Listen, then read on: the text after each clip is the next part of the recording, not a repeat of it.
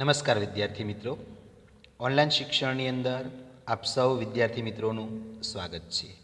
મિત્રો, આજે આપણે ધોરણ 12 વિષય સંસ્કૃતની અંદર પ્રકરણ 6 પ્રણમામી મુદ્દા એટલે પ્રસન્ન થઈને, આનંદિત થઈને, અને પ્રણમામી એટલે પ્રણામ કરું છું. આનંદિત થઈને અથવા પ્રસન્ન થઈને હું પ્રણામ કરું છું. મિત્રો, આ જે પાઠ છે એની અંદર સરસ્વતી માતાના ગુણગાન ગાવામાં આવેલા છે. સરસ્વતી માતાની સ્તુતિ કરવામાં આવેલી છે અને એક વિદ્યાર્થી તરીકે આપણે શિક્ષણ મેળવવા તરફ જઈ રહ્યા છીએ ત્યારે સરસ્વતી માતાને પ્રણામ કરવા જોઈએ. તો એ સરસ્વતી માતાના ગુણગાન સ્તુતિ દર્શાવતું આ કાવ્ય છે. તો એના શ્લોકો આપણે જોઈએ. સૌ પ્રથમ આપણે પ્રસ્તાવના જોઈએ. પ્રણમામી મુદ્દા કે પ્રસન્ન થઈને હું પ્રણામ કરું છું. પ્રસ્તાવના: વિગત શતાબ્દીઓમાં સંસ્કૃત સાહિત્યની જેમ સતત રચાતું રહ્યું છે. વિગત શતાબ્દીઓમાં સંસ્કૃત સાહિત્યની જેમ સતત રચાતું રહ્યું છે તેમ વર્તમાન સમયમાં પણ સંસ્કૃત સાહિત્ય સતત રચાઈ રહ્યું છે. પહેલાંના સમયની અંદર જેમ સંસ્કૃત સાહિત્ય રચાતું તો એમ અત્યારે પણ વર્તમાન સમયની અંદર પણ સંસ્કૃત સાહિત્ય સતત રચાતું રહેલું છે.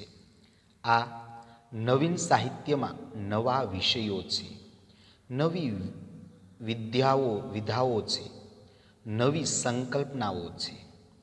આ નવીન જે સાહિત્ય છે એની અંદર નવા નવા વિષયો છે, નવી વિદ્યાઓ છે, નવી નવી સંકલ્પનાઓ, વિચારો છે.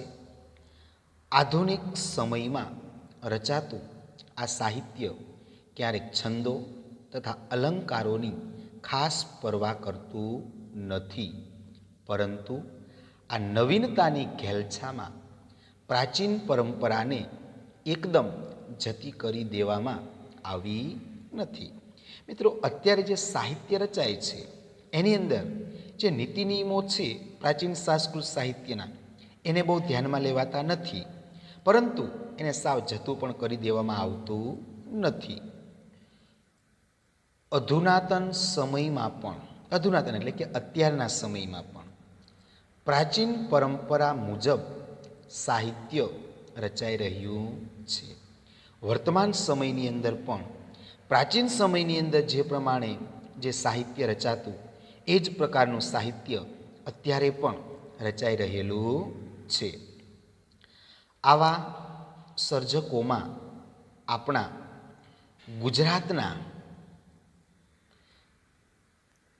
વિદ્વાન શ્રી ભગવતી પ્રસાદ પંડ્યાનું નામ અગ્રસ્થાને વિરાજે છે. તો આવા સર્જકોની અંદર જે નવું આધુનિક સાહિત્ય રચે તો એની અંદર સુપ્રસિદ્ધ, ખૂબ જ જાણીતા વિદ્વાન શ્રી ભગવતી પ્રસાદ દે પંડ્યાનું નામ અગ્રસ્થાને સૌથી આગળ પડતા વિરાજે એટલે શોભી રહ્યા છે. હિંમતનગર પાસે આવેલા રાયગઢના વતની ભગવતી પ્રસાદે પોતાની બાલ્યાવસ્થામાં કાશીમાં રહીને સંસ્કૃતનો અભ્યાસ કર્યો. ભગવતી પ્રસાદ ક્યાંના છે? તો હિંમતનગરની અંદર રાયગઢ નામનું જે ગામ છે ત્યાં એનો જન્મ થયેલો છે. અને ત્યારબાદ બાળપણની અંદર કાશી, કે જે આપણું પ્રાચીન સંસ્કૃત સાહિત્યનું બધી વિદ્યાઓ પ્રાપ્ત કરવા માટેનું, જ્ઞાન પ્રાપ્ત કરવા માટેનું સાંસ્કૃતિક આપણું કેન્દ્ર છે. તો કાશીમાં રહીને સંસ્કૃતનો અભ્યાસ કર્યો. તે વખતે કાશીમાં થતી વિદ્યાઓમાં તેઓ સ્વરચિત એટલે પોતે રચેલા કવિતાઓ પ્રસ્તુત કરતા અને વિદ્વાનોની પ્રીતિ એટલે સ્નેહ, પ્રેમ પ્રાપ્ત કરતા રહ્યા. કાશીની અંદર રહી અને વિદ્યાસભાઓમાં તો પોતે જે રચેલા જે કાવ્યો હોય એ રજૂ કરતા અને જે વિદ્વાનો હતા એનો પ્રેમ, સ્નેહ પ્રાપ્ત કરતા હતા.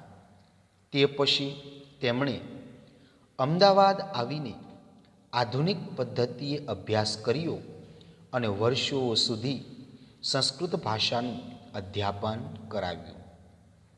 સને 1986માં તેઓ ગુજરાત યુનિવર્સિટીના સંસ્કૃત વિભાગમાં પ્રોફેસર પદથી નિવૃત્ત થયા. ભગવતી પ્રસાદ પંડ્યા શીઘ્ર કવિ હતા. શીઘ્ર કવિ એટલે ઝડપી, તાત્કાલિક, કુદરતી શક્તિ પ્રમાણે તાત્કાલિક કાવ્યની રચના કરે. તમે સમય આપો 2-3 મિનિટનો, એટલે પોતાની શક્તિ પ્રમાણે એ ઝડપથી, શીઘ્ર એટલે કે ઝડપથી, એટલે શીઘ્ર કવિ હતા, ઝડપી કવિ હતા. એટલે ઝડપથી એ કાવ્ય, શ્લોકો, પંક્તિઓ એ રચી નાખતા, પોતાની સ્વરચિત. એટલે ભગવતી પ્રસાદ શીઘ્ર કવિ હતા. તેઓ ગમે તે પ્રસંગ કે વ્યક્તિ ઉપર સંસ્કૃત ભાષામાં પદ્ય રચના કરી શકે છે.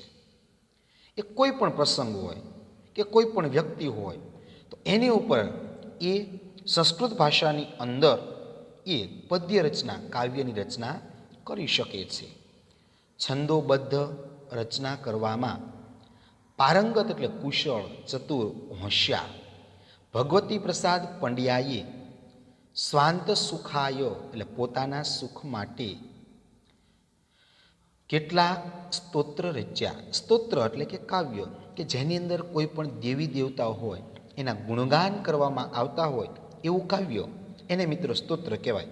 આપણે અત્યારે જે માતાજીની કે દેવોની જે આરતીઓ છે એ એક પ્રકારનું સ્તોત્ર જ કહેવાય છે.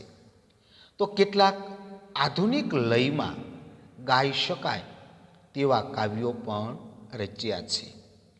અહીં તેમણે દેવી શારદા એટલે કે સરસ્વતી માતાની વંદના માટે રચેલા 6 પદ્યોને પસંદ કરીને મૂકવામાં આવ્યા છે. આ પદ્યોમાં પ્રથમ 3 ઉપજાતિ છંદ, શેષ અને તોટક છંદમાં નિબંધ છે. તો ભગવતી પ્રસાદે જે રચેલા જે શ્લોકો છે, તો અહીં આપણા પ્રથમ જે 3 જે શ્લોકો છે એ ઉપજાતિ છંદની અંદર છે, અને ત્યારબાદ શેષ અને તોટક છંદની અંદર એ શ્લોકો રચેલા છે. પ્રથમ પદ્યમાં સરસ ચમત્કૃતિ છે. કુંભકર્ણ બ્રહ્માની સ્તુતિ કરે છે. એથી બ્રહ્મા પ્રસન્ન તો થયા છે, પણ જ્યારે પ્રસન્ન થયેલા બ્રહ્મા પાસે કુંભકર્ણ વરદાન માગે છે ત્યારે મા શારદા તેને શક્તિપૂર્વક, યુક્તિપૂર્વક બદલીને ઇન્દ્રાસનની જગ્યાએ નિંદ્રાસન બોલાવે છે. આવા શારદાને સ્મરવામાં આવ્યા છે. દ્વિતીય અને તૃતીય પદ્યમાં શારદાના ગુણ કર્મોનું વર્ણન કરીને પ્રણામ કરવામાં આવ્યા છે. તે પછી ચતુર્થ એટલે કે ચોથા અને 5મા પદ્યમાં શારદા એટલે કે સરસ્વતી માતાને સંબોધીને ધવલ એટલે કે સફેદ, શ્વેત યશની પ્રાપ્તિ માટે પ્રાર્થના કરવામાં આવી છે. છઠ્ઠા અને છેલ્લા પદ્યમાં પુનઃ એટલે કે ફરીથી મા શારદાને પ્રણામ કરવામાં આવ્યા છે. તો મિત્રો, આ જે કાવ્ય છે એની અંદર ભગવતી પ્રસાદ છે એ કવિનો પરિચય, અને ત્યારબાદ આ શ્લોકની અંદર સરસ્વતી માતાની જે ગુણગાન કરવામાં આવ્યા, જે સ્તુતિ કરવામાં આવી, એ પ્રાર્થના કરવામાં આવી અને એને પ્રણામ કરવામાં આવ્યા, તેના વિશે સમજાવવામાં આવ્યું છે. તો મિત્રો, ત્યારબાદ હવે આપણે શ્લોકોની સમજૂતી જોઈએ. મિત્રો, આ કાવ્યની અંદર 6 શ્લોકો છે, તો એ શ્લોકોની હવે આપણે સમજૂતી જોઈએ. યદેવ દૈત્ય ખલુ કુંભકર્ણ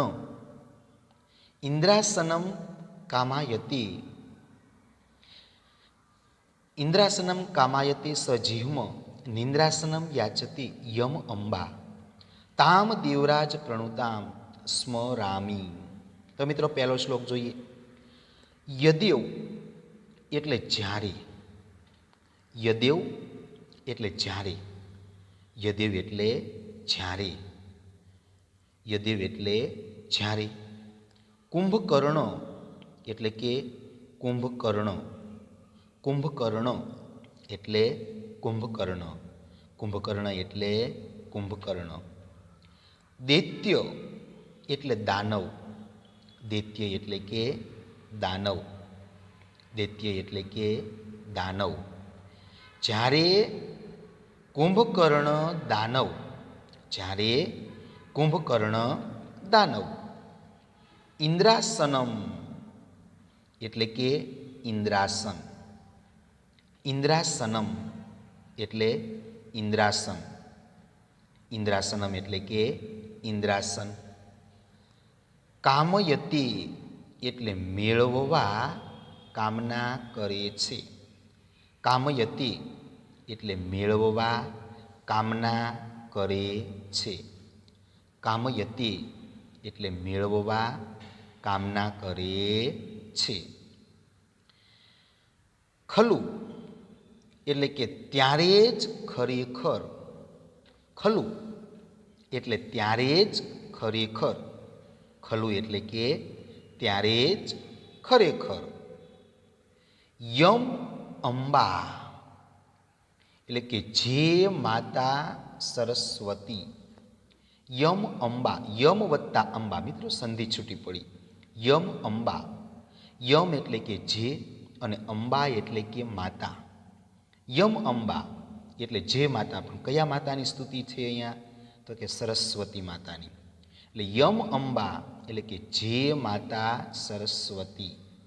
યમ અંબા એટલે કે જે માતા સરસ્વતી. સજીહ્મ એટલે તેની જીભ અથવા વાણીને. સજીહ્મ એટલે તેની જીભ અથવા વાણીને. સજીહ્મ એટલે તેની જીભ અથવા વાણીને. સજીહ્મ એટલે કે તેની જીભ અથવા વાણીને ફેરવીને. સજીહ્મ એટલે તેની જીભ અથવા વાણીને ફેરવીને. નિંદ્રાસનમ એટલે કે નિંદ્રાસન. નિંદ્રાસનમ એટલે નિંદ્રાસન. નિંદ્રાસનમ એટલે નિંદ્રાસન. યાચયતી. યાચયતે એટલે કે માગવા માટે પ્રેરણા આપે છે. યાચયતી એટલે માગવા માટે પ્રેરણા આપે છે. યાચયતી એટલે માગવા માટે પ્રેરણા આપે છે. તામ દેવરાજ પ્રણુતામ સ્મરામી. દેવરાજ. તામ દેવરાજ પ્રણુતામ એટલે કે દેવરાજ ઇન્દ્રવળી જેમને પ્રણામ કરવામાં આવ્યા છે. દેવરાજ પ્રણુતામ એટલે દેવરાજ ઇન્દ્રવળી જેમને પ્રણામ કરવામાં આવ્યા છે. દેવરાજ પ્રણુતામ એટલે દેવરાજ ઇન્દ્રવળી જેમને પ્રણામ કરવામાં આવ્યા છે. તામ. તામ એટલે કે તે દેવી સરસ્વતીનું. તામ એટલે કે તે દેવી સરસ્વતીનું. તામ એટલે કે તે દેવી સરસ્વતીનું. તામ એટલે તે દેવી સરસ્વતીનું. સ્મરામી હું સ્મરણ કરું છું. સ્મરામી હું સ્મરણ કરું છું. સ્મરામી એટલે કે હું સ્મરણ કરું છું. ત્યારબાદ મિત્રો જોઈએ, ફરીવાર એકવાર રિવિઝન કરી લઈએ. યદેવ દૈત્યમ યદેવ. યદેવ એટલે જ્યારે. યદેવ એટલે જ્યારે. કુંભકર્ણ એટલે કુંભકર્ણ દાનવ. કુંભકર્ણ એટલે કુંભકર્ણ દાનવ. ખલું એટલે કે ખરેખર. દૈત્ય એટલે કે દાનવ. જ્યારે કુંભકર્ણ દાનવ. ઇન્દ્રાસનમ એટલે ઇન્દ્રાસન. ઇન્દ્રાસનમ એટલે ઇન્દ્રાસન. કામયતે એટલે મેળવવા કામના કરે છે. કામયતે એટલે મેળવવા કામના કરે છે. ખલું એટલે ત્યારે જ ખરેખર. ખલું એટલે ત્યારે જ ખરેખર. સ એટલે કે યમ અંબા એટલે કે જે માતા સરસ્વતી. યમ અંબા જે માતા સરસ્વતી. સજીહ્મ એટલે તેની જીભ અથવા વાણીને ફેરવીને. સજીહ્મ એટલે તેની જીભ અથવા વાણીને ફેરવીને. નિંદ્રાસનમ એટલે કે નિંદ્રાસન. નિંદ્રાસનમ એટલે નિંદ્રાસન. યાચયતે એટલે માગવા પ્રેરણા આપે છે. યાચયતે એટલે માગવા પ્રેરણા આપે છે. દેવરાજ પ્રણુતામ એટલે દેવરાજ ઇન્દ્ર વડી જેમને પ્રણામ કરવામાં આવ્યા છે. દેવરાજ પ્રણુતામ એટલે દેવરાજ ઇન્દ્ર વડી જેમને પ્રણામ કરવામાં આવ્યા છે. તામ એટલે કે તે દેવી સરસ્વતીનું. તામ એટલે તે દેવી સરસ્વતીનું. સ્મરામી હું સ્મરણ કરું છું. સ્મરામી હું સ્મરણ કરું છું. જ્યારે કુંભકર્ણ દાનવ ઇન્દ્રાસન મેળવવા કામના કરે છે ત્યારે જ ખરેખર જે માતા સરસ્વતી તેની જીભ વાણીને ફેરવીને નિંદ્રાસન માગવા માટે પ્રેરણા આપે છે. દેવરાજ ઇન્દ્ર વડી જેમને પ્રણામ કરવામાં આવ્યા છે તે દેવી સરસ્વતીનું હું સ્મરણ કરું છું. ત્યારબાદ મિત્રો બીજો શ્લોક જોઈએ. શ્વેત પદ્માસના રાજમાનામ દિવ્ય પ્રભામ જ્ઞાન ગુણ પ્રવાહમ. શ્વેત પદ્માસન આભા રાજમાનામ દિવ્ય પ્રભામ જ્ઞાન ગુણ પ્રવાહમ સરસ્વતીમ સાર સરસ્વતીમ તામ છાત્રો નિતાંતમ પ્રણમામી દેવીમ. તો મિત્રો સમજૂતી જોઈએ. શ્વેત પદ્મ શ્વેત આભા પદ્માસન રાજમાનમ. શ્વેત આભા એટલે કે શ્વેત આભાવાળા. શ્વેતાભ એટલે શ્વેત એટલે સફેદ. શ્વેત આભાવાળા. શ્વેતાભા એટલે શ્વેત આભાવાળા. પદ્મ મિત્રો શ્વેત વત્તા આભા વત્તા પદ્મ આસન સંધિ છૂટી પડે. શ્વેત વત્તા આભ વત્તા પદ્મ વત્તા આસન એટલે પદ્મ. પદ્મ એટલે કે કમળરૂપી. પદ્મ એટલે કે કમળરૂપી. પદ્મ એટલે કમળરૂપી. આસનમ એટલે આસન પર. આસનમ એટલે આસન પર. આસનમ એટલે કે આસન પર. રાજમાનમ એટલે વિરાજતા શોભતા. રાજમાનામ એટલે વિરાજતા શોભતા. મિત્રો આખી પંક્તિ જોઈએ. શ્વેત પદ્મસન શ્વેત પદ્મ આસન રાજમાનામ. શ્વેત આભા પદ્માસન રાજમાનામ એટલે કે શ્વેત આભાવાળા કમળરૂપી આસન પર વિરાજતા. શ્વેત પદ્માસન રાજમાનામ શ્વેત આભાવાળા કમળરૂપી આસન પર વિરાજતા. શ્વેત આભાવાળા કમળરૂપી આસન પર વિરાજતા. દિવ્ય પ્રભામ એટલે દિવ્ય પ્રભાવાળા કે જેનો પ્રભાવ દિવ્ય હોય તેવા. પ્રભા એટલે પ્રભાવ. દિવ્ય પ્રભામ એટલે દિવ્ય પ્રભાવવાળા. દિવ્ય પ્રભામ દિવ્ય પ્રભાવાળા. દિવ્ય પ્રભામ એટલે દિવ્ય પ્રભાવાળા. જ્ઞાન ગુણ પ્રવાહામ એટલે કે જ્ઞાન અને ગુણના પ્રભાવથી યુક્ત એવા. જ્ઞાન ગુણ પ્રવાહામ એટલે જ્ઞાન અને ગુણના પ્રભાવથી યુક્ત એવા. જ્ઞાન ગુણ પ્રવાહમ એટલે જ્ઞાન અને ગુણના પ્રભાવથી યુક્ત એવા. જ્ઞાન ગુણ પ્રવાહમ જ્ઞાન અને ગુણના પ્રભાવથી યુક્ત એવા. સરસ્વતીમ એટલે વિદ્યાના દેવી સરસ્વતીને. સરસ્વતીમ વિદ્યાના દેવી સરસ્વતીને. સરસ્વતીમ વિદ્યાના દેવી સરસ્વતીને. સરસ્વતીમ એટલે વિદ્યાના દેવી સરસ્વતીને. સાર સરસ્વતીમ તેમજ સાર તત્વથી સભર નદી એટલે સરસ્વતી નદી. સાર સરસ્વતીમ એટલે સાર તત્વથી સભર નદી. સાર સરસ્વતીમ તેમજ સાર તત્વથી સભર નદી. સાર સરસ્વતીમ તેમજ સાર તત્વથી સભર નદી. તામ તામ દેવીમ એટલે કે તે દેવી સરસ્વતીને. તામ દેવીમ એટલે તે દેવી સરસ્વતીને. દેવીમ એટલે તે દેવી સરસ્વતીને. છાત્રો એટલે કે હું શિષ્ય. છાત્રો એટલે હું શિષ્ય. છાત્રો એટલે હું શિષ્ય. છાત્રો એટલે હું શિષ્ય. નિતાંતમ એટલે સદા અથવા હંમેશા. નિતાંતમ એટલે સદા અથવા હંમેશા. નિતાંતમ એટલે સદા અથવા હંમેશા. પ્રણમામી એટલે પ્રણામ કરું છું.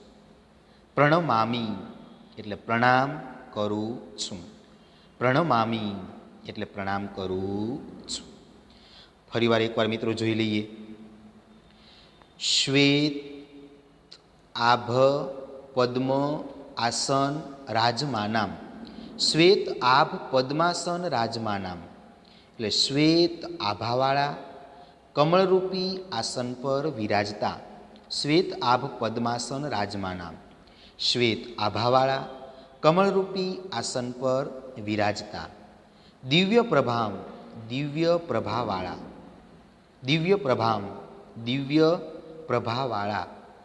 જ્ઞાન ગુણ પ્રવાહમ એટલે જ્ઞાન અને ગુણના પ્રભાવથી યુક્ત એવા. જ્ઞાન ગુણ પ્રવાહમ એટલે જ્ઞાન અને ગુણના પ્રભાવથી યુક્ત એવા. સરસ્વતીમ એટલે વિદ્યાના દેવી સરસ્વતીને. સરસ્વતીમ એટલે વિદ્યાના દેવી સરસ્વતીને. તામ એટલે તેમજ. તામ એટલે તેમજ. સાર સરસ્વતીમ સાર તત્વથી સભર નદી. તો એ નદી કઈ છે? સરસ્વતી નદી. એટલે તેમજ સાર તત્વથી સભર નદી. દેવીમ એટલે કે દેવી સરસ્વતીને. દેવીમ એટલે દેવી સરસ્વતીને. છાત્રો એટલે કે હું શિષ્ય. છાત્રો એટલે હું શિષ્ય. નિતાંતમ એટલે સદા. નિતાંતમ એટલે સદા. પ્રણમામી એટલે પ્રણામ કરું છું. તો મિત્રો બીજા શ્લોકનું ભાષાંતર જોઈ લઈએ આખું. શ્વેત આભાવાળા કમળરૂપી આસન પર બિરાજતા દિવ્ય પ્રભાવાળા જ્ઞાન અને ગુણના પ્રભાવથી યુક્ત એવા વિદ્યાના દેવી સરસ્વતીને તેમજ સાર તત્વથી સભર નદી દેવી સરસ્વતીને હું શિષ્ય સદા પ્રણામ કરું છું. ત્યારબાદ મિત્રો ત્રીજો શ્લોક જોઈએ. મુદ્દા ધરંતી સ્ફટિક અક્ષમાલામ. મુદ્દા ધરંતી સ્ફટિક અક્ષમાલામ સદા હસંતી વિમલ અંબજ નેત્રામ સુસંસ્તુતા ભાવુક ભક્ત ગીતેહિ છાત્રો નિતાંતમ પ્રણમામી દેવીમ. ભાષાંતર મિત્રો જોઈએ. સ્ફટિક અક્ષમાલામ. સ્ફટિક અક્ષમાલામ એટલે મૂલ્યવાન શ્વેત સ્ફટિકના મણકાની માળાને. સ્ફટિક અક્ષમાલામ મૂલ્યવાન શ્વેત સ્ફટિકના મણકાની માળાને. સ્ફટિક અક્ષમાલામ મૂલ્યવાન શ્વેત સ્ફટિકના મણકાની માળાને. મુદ્દા એટલે પ્રસન્નતાપૂર્વક. મુદ્દા એટલે પ્રસન્નતાપૂર્વક, મુદ્દા એટલે પ્રસન્નતાપૂર્વક, ધરંતી એટલે ધારણ કરનારી, ધરંતી એટલે ધારણ કરનારી, ધરંતી એટલે ધારણ કરનારી. સ્ફટિક અક્ષમાલામ મુદ્દા ધરંતી એટલે મૂલ્યવાન શ્વેત સ્ફટિકના મણકાની માળાને પ્રસન્નતાપૂર્વક ધારણ કરનારી. સ્ફટિક અક્ષમાલામ મુદ્દા ધરંતી, મૂલ્યવાન શ્વેત સ્ફટિકના મણકાની માળાને પ્રસન્નતાપૂર્વક ધારણ કરનારી. વિમલ અંબજ નેત્રામ, મિત્રો સંધિ છૂટી પડે, વિમલ વત્તા અંબજ નેત્રામ. વિમલ એટલે પવિત્ર, વિમલ એટલે પવિત્ર, વિમલ એટલે કે પવિત્ર. અંબજ એટલે કે કમળ સમાન, અંબજ એટલે કે કમળ સમાન, અંબજ એટલે કે કમળ સમાન. અને નેત્રામ એટલે નેત્રોવાળી, નેત્રામ એટલે નેત્રોવાળી, નેત્રામ એટલે નેત્રોવાળી. વિમલ અંબજ નેત્રામ, પવિત્ર કમળ સમાન નેત્રોવાળી. વિમલ અંબજ નેત્રામ, પવિત્ર કમળ સમાન નેત્રોવાળી. સદા એટલે હંમેશા, સદા એટલે હંમેશા, સદા એટલે હંમેશા.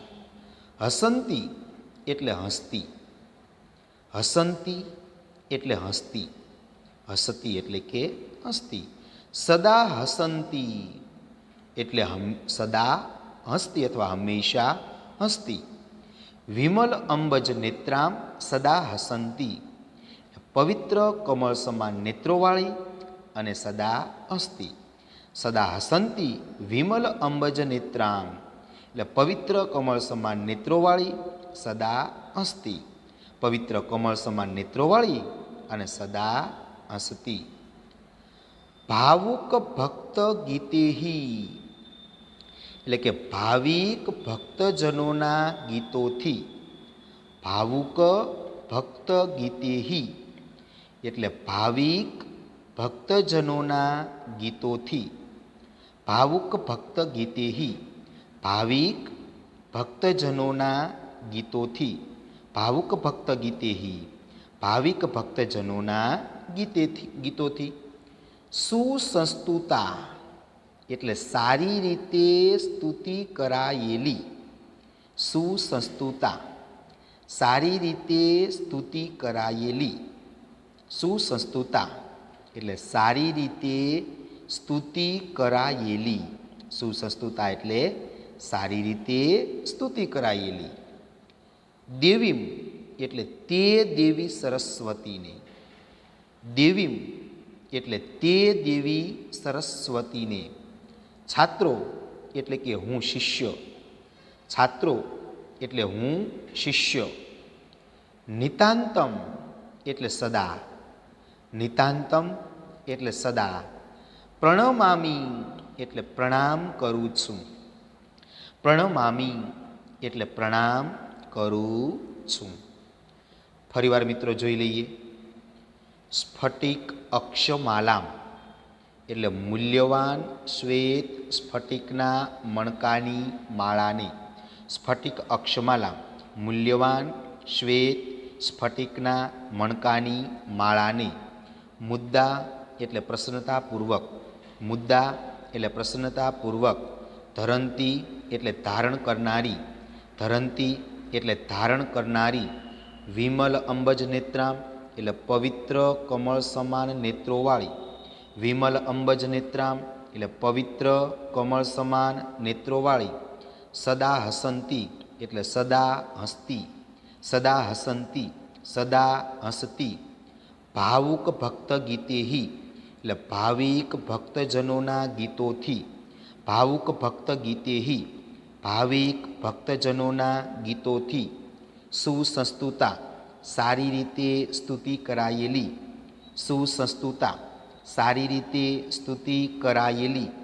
દેવીમ એટલે તે દેવી સરસ્વતીને, દેવીમ એટલે તે દેવી સરસ્વતીને, છાત્રો એટલે કે હું શિષ્ય, છાત્રો એટલે હું શિષ્ય, નિતાંતમ એટલે સદા અથવા હંમેશા, નિતાંતમ એટલે સદા, અને પ્રણમામી એટલે પ્રણામ કરું છું, પ્રણમામી એટલે પ્રણામ કરું છું.